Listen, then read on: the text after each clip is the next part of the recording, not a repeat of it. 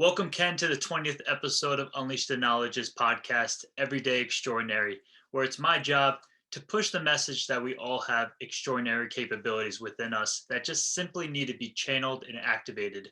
I do this through having amazing conversations with everyday extraordinary people like yourself. Thanks so much for joining the show. Hey, I really appreciate it. Thanks for having me. Of course. So, Ken, you're the new best-selling author of Blue Collar Cash. Super attractive cover. We're going to dive into it. Super interesting angle that you're taking. You're a lifelong blue collar worker. You've had the lucrative career, but you've also gained a couple good golden nuggets on the way that you'd like to pass on to others. So I thank you for that. And I'm going to keep pushing the book out into my audience and the ones that I know that are close to me that I believe will benefit. But thanks for writing the book and taking the time. Oh, for sure. It's an honor to be here. I really appreciate you having me on the show.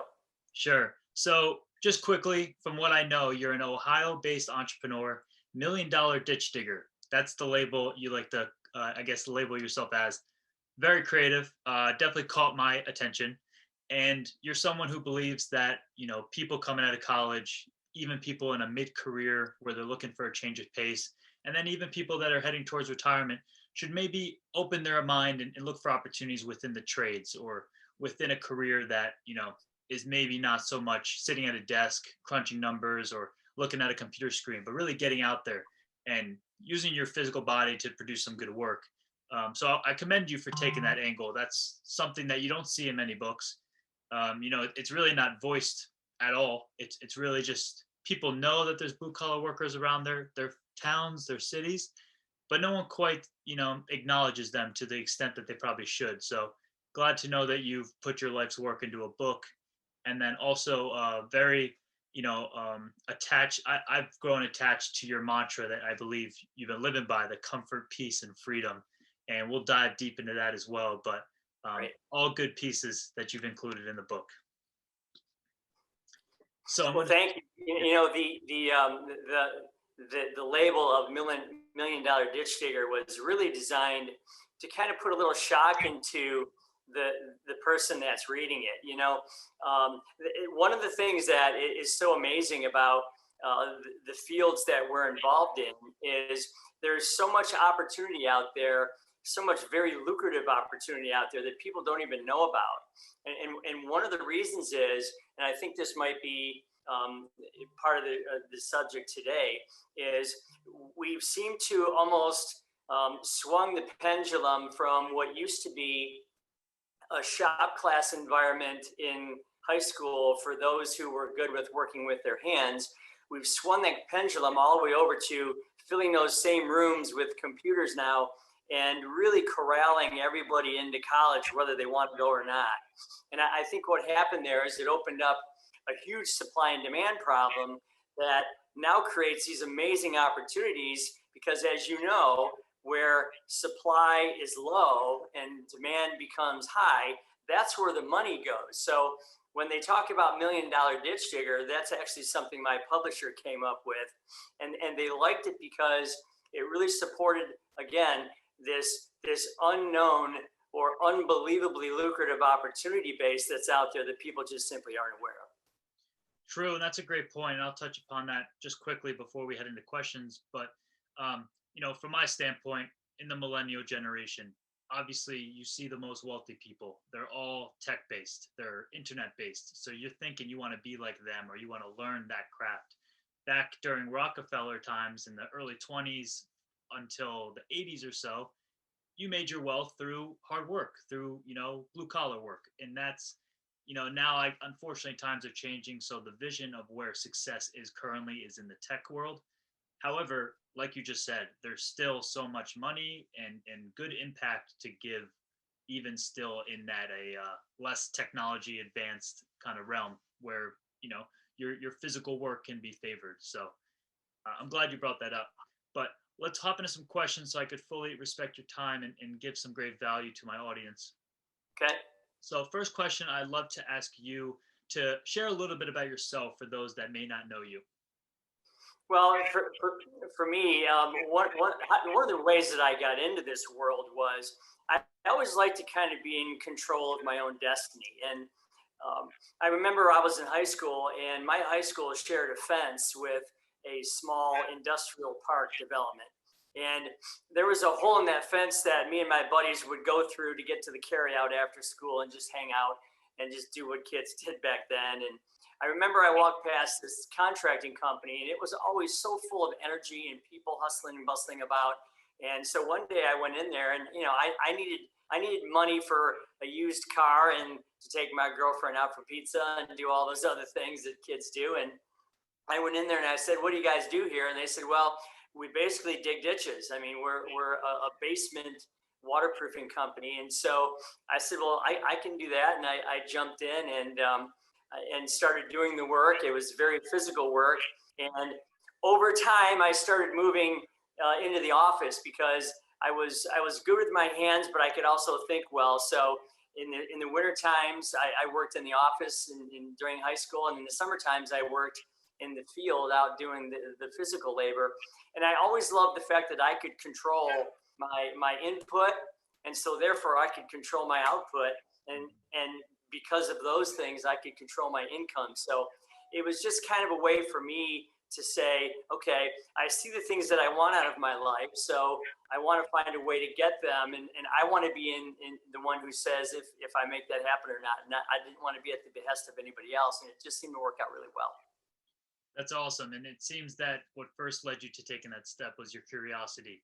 Maybe going to high school and always noticing the warehouse or noticing the building and always thinking what's in there, what life is over there. So that curiosity is really admirable, and I think most more people should take that approach, at least just to explore, because you're never going to know any experience unless you actually take that jump Right. and check it out. So we talked a little bit about woodshop class, which I like because I was going to bring that up later. I took woodshop in high school. I loved it. I'm very creative in a physical, using my physical body or using my hands in that way as well, like as well as intellectually. But what do you believe high schools should do to maybe push the narrative of or push the opportunity for more kids to go into the trades?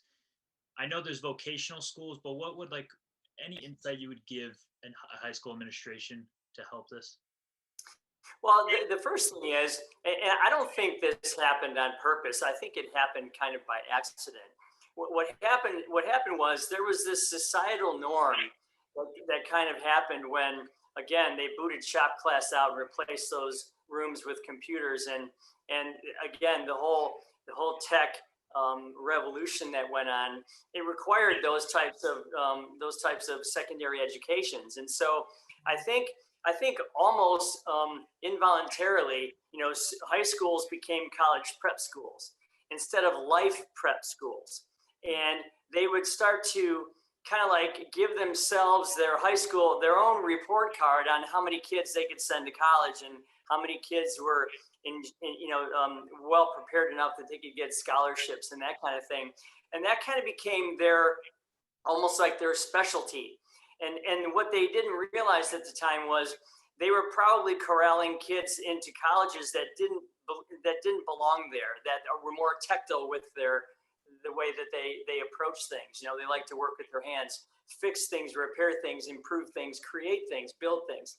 And I think that whole confluence of effort kind of like left this big again, this supply and demand hole. And the problem with all of that is it creates almost a stigma where if I'm not one of those people on my way to college, then am I less than Right. those folks, less than those kids? And so I think one of the things that high schools could do is they could promote all of these collars, if you will, blue collar, white collar, whatever it might be. They could promote them all equally and not weight one or the other, because you just can't put a stigma on a guy who can build a house with his bare hands. I mean, it's an unbelievable thing to do.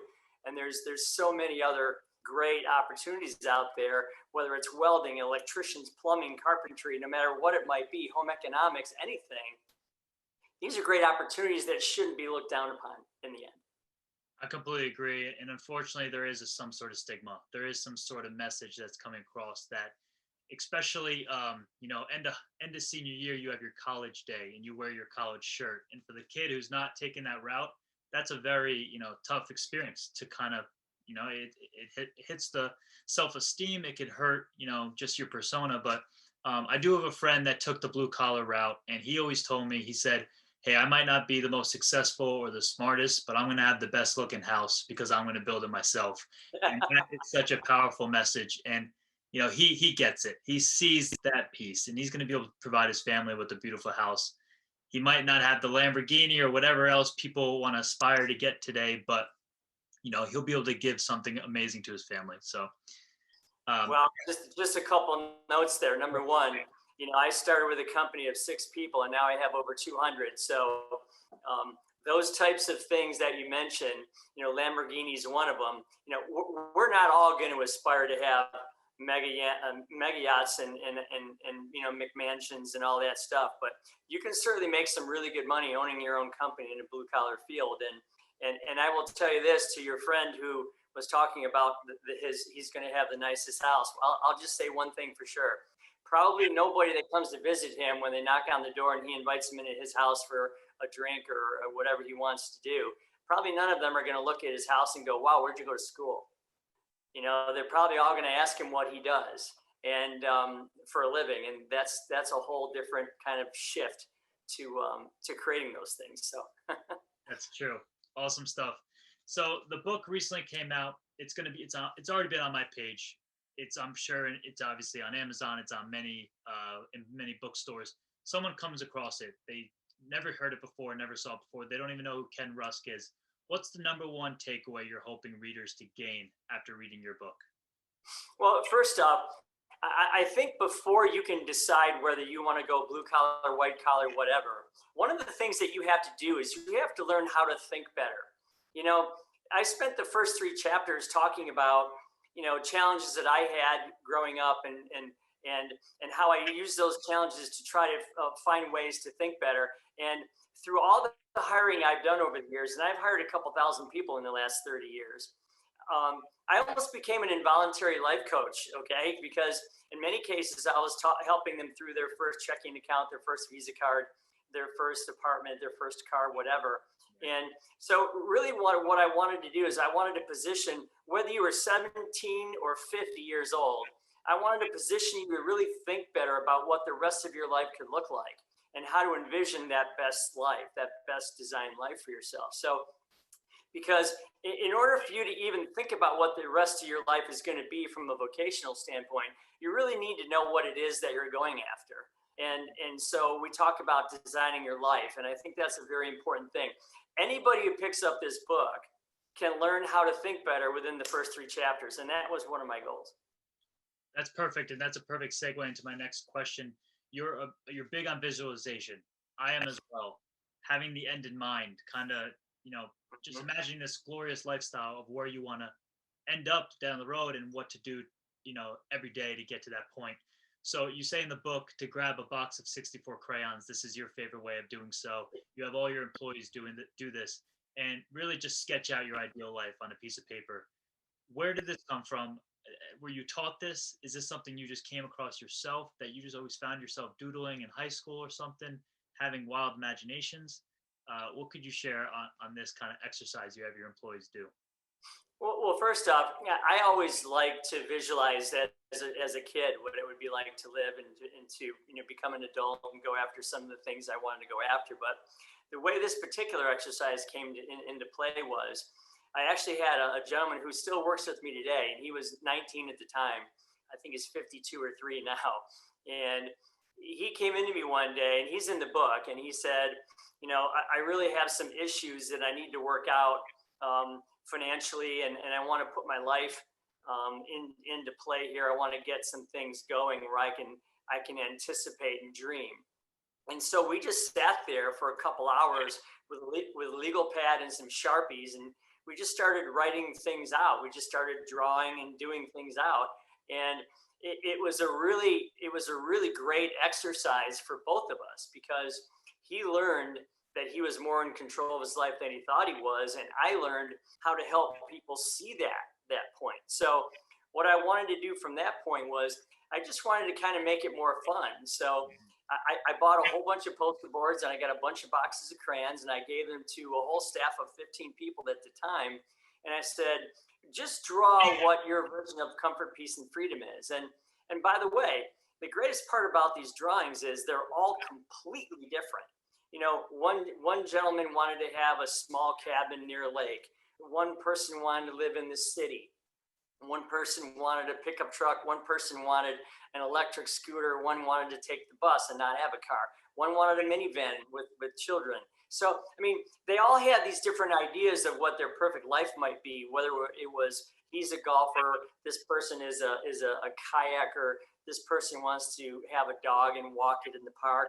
They were all completely different. And that to me was kind of a real eye opener because you know you're going to get to comfort, peace, and freedom, and in my mind everyone has their own version of that, and that's the key, because if you can seek out what it is that would make you feel that triangle of great, of nirvana, if you will, you're going to be an amazingly powerful person going forward. I couldn't agree more. I've had my own share of exercises of doing the same. Honestly, COVID has pushed me to really take this deep reflection Yeah. and figure out what the next step was and see what's going to be down the road. So whether it's a legal pad and a pen or crayons, I would definitely encourage others to sketch out their ideal plan so they can see it, visualize it, and then make it a reality down the road. And you just lastly said that you do treat it as a trifecta framework, as a triangle. And you do say in the book, if one is lacking, they all kind of fall down, or they're connected to some degree. Which do you believe is the number one aspect of those three that someone should pursue first off to really, get either concrete on it or, pursue it, whatever that may be? What's number one on the list? I think the first one is comfort. And the reason I say that is because if you draw the person that you want to be and you draw the environment in which you want to live in, okay, and if you can get that piece of artwork, and by the way, this is kind of like building a puzzle. So you may not do this in one sitting. It might take you a couple of weeks to complete this. And that's why I say treat it like a puzzle, put it on your kitchen table, leave the crayons there, and just keep adding to it until you've got it the way you want it. I think comfort is first because now you can say to yourself, okay, if I can go after those things, then I'm going to have some peace in the fact that I'm not stressed or worried about, who am I going to keep up with? Who am I going to emulate myself after? If I look at Facebook, and I see everyone in their most perfect moments, is that going to make me, stressed out or anxious or weird because I'm not in that position? No. If you can position yourself to be who you want to be, then that will give you a sense of peace. And the greatest part about that is when you have comfort and you have that peace that shows up inside of your mind, it opens up a whole lot of freedoms because the stresses leave your brain and they open up spontaneity, creativity. They open up courage, and they open up persistence and resilience, and all the factors that you need to become that person. And all of a sudden now there's a certain amount of freedom. I mean, if you've ever met somebody that's totally in control of their life, they just kind of look like they have a freedom sense in their mind. And that's why I say they're like a triangle. They're all interdependent. But if I was going to put them linearly, I would say comfort comes first, then peace, then freedom. Got it. That's awesome. And it makes sense that it flows as you just explained it, that once you cover one, you get the next, and then you keep going forward. And just quickly noting, I loved it being introduced to Minnesota or the one man you met in Cancun. He seems to be obviously emulating those three aspects, and he's living this joyous life. It doesn't matter how much money. He's a cool guy. Yeah, for sure. So I'm sorry. I hope people read the book to really get introduced to him and see how he's been able to emulate the triangle that you speak about. Yeah, he's a really cool guy. I hope he's out there because if he's out there, I still don't know his name. So I would love to know if he happens to be watching this, if he's ever been to Cancun Club Med, I'd love to know where he's at and what he's done with his life, because he was a pretty cool guy. Well, he seems to be coming across the time period in the year, the winter, when he's probably heading to Cancun. So maybe Right. he's probably planning his trip very shortly. Huh. Exactly. So we're wrapping up with time. I'd love to ask you three more quick questions. You can spend Okay. a sentence or two on each. My demographic of my audience is 18 to 30-year-olds, male and female. So kids coming out of high school, entering college, or taking the step into a blue collar work, essentially finding out what life is about, where their impact is going to be. Is there advice or a tip you can share with this 22-year-old leaving college, or maybe the 18-year-old heading out of high school trying to figure out their life, something that maybe you wish you knew during that time in your life, um, to impart some wisdom on them? I'll tell you, the easiest one is a real simple. It's a real simple mathematical equation, and it has to do with money. You know, if somebody tells you they're going to pay you $40,000 for a job that you want, that you're interviewing for, I want you to thank them for paying you $37,000, because I want you to forget about that first 3,000. You never had it, you never earned it, you never saw it. It's on your paycheck, but it's not in your hands. Because had I known that if I took my first $60 a week and put it into a 401k program from the time I was 21 to the time I was 31, I could stop saving money at 31 years of age and have over $1 million in my account when I was ready for retirement. That is an amazing story of young money and compounding and how it works. And I wish I knew that. I got in just a little late, but I'm okay. But I got to tell you, that's a pretty powerful statement right there. Yeah, for sure. Great wisdom. That's something that is more times than not taught in the household, and you could find Right. that through reading a book. But then again, most people aren't reading books today. So hopefully they're consuming some sort of content that teaches that, because, like you said, the compound effect is the greatest discovery of mankind. Most would say. I think Albert Einstein might have said that, but it's Yeah. definitely something to tap into. So you obviously I see some books behind you. That's always reassuring to see the same, as I like to show off my bookcase. Is there a book or a few books that you find yourself either rereading or always gifting to others? You know, there's a book called The 7 Habits of Highly Effective People. And I have to tell you, that book is still hovering around the bestseller list, Yeah. some decades and decades after it was written. And what I liked about that was it had some pretty powerful and yet pretty simple, just words to live by, and how to do things, how to begin with the end in mind, and how to think through things, and how to become an effective person, whether it's communication or listening or whatever. And I always thought that was a really good book. So if I was going to give a gift of a book to someone, it would be that one, because I think that stuff is just as relevant today as when it was written. Absolutely. There's a couple, there's probably like 10 books that just keep real estate on these best-selling lists after so many years with timeless Right. wisdom. And you just said it too. The one aspect of that book that I love is having the end in mind, and that ties all the way back to our visualization talk, and seeing that end goal so that you can take the steps as needed from now until then. Last question I have for you: what is your definition of extraordinary? Well, I look at it this way. If you split the word up into extra and ordinary, okay. Um, One of the things that I think is missing in our daily lives, and it's because of, we get way too tapped into what everybody else is doing, and what everybody else is where they're going, what they're doing, keeping up, trying to compare. And so I think if you can just find some joy in your life, I look at it this way. If you were ever saying something funny to somebody, and you knew this was going to be funny, and you saw this other person start to crack a little bit of a smile as you were telling the story, and then you started to see their eyes light up as the story got further towards the punchline, and then you started to feel that laughter come on, you've created joy in somebody else's life, even for a minute. Okay. And I have to tell you, we need to get back to discovering and making it a point to find joy. It used to happen just all the time automatically, but now it seems like you have to create it.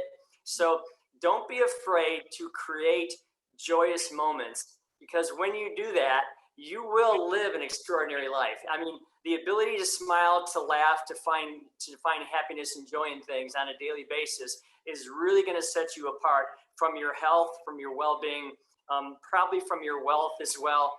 And you'll be head and shoulders amongst other people who just don't practice that. So I think extraordinary is joy. I think they're interchangeable. So Amazing. That's what a way to end it. That's some amazing, value and wisdom to leave the listeners. So thank you, Ken. It's been a blast having you on the show. Again, you're the new author of Blue Collar Cash.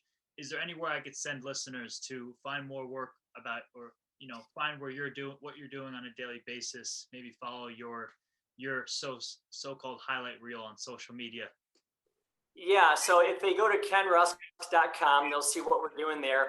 They can go to Ken Rusk Official on Facebook and Instagram and see what we're doing there. But I think one of the things I want to mention most more than anything is I'm a big believer in Make-A-Wish. I've been doing it for over 20 years. I've given away a lot of wishes, and it's something that I strongly believe in. So I just want our listeners to know that if they buy the book, it's that my author proceeds are going to go towards supporting Make-A-Wish, which is helping kids, who are desperately in need find some solace in an otherwise, pretty tough world suffering through their disease. So if you buy the book for yourself or as a gift, you'll know that you're going to have a win-win, because you're going to get some great information, but you're also going to help some young child. So, please do that, and know that you'll be making someone better this holiday season. Absolutely. Exactly. We're coming around the holiday season. Thanksgiving's tomorrow. We have Christmas and Hanukkah. That was the last piece I wanted to say, and I shared it through my post already. But yes, if you buy the book by Ken Rusk, all of his proceeds will be going towards Make-A-Wish Foundation to help sick children's dreams come true. So, if you're more interested in that aspect, please grab the book, because you'll be, given such a great donation to a helping cause, and a lot of kids. You'll be making their years definitely around this Christmas or this holiday season. So amazing. Thank you, Ken. This was great, and hope to stay in touch. Very excited to see what you have coming out in the next year and a couple of years, with potentially maybe more books or training Yeah, or whatever else that may be. But this was a blast. Thank you. you got it. Thanks for your time. I really appreciate it. Happy holidays to you. Thank you. Same to you, Ken. Okay.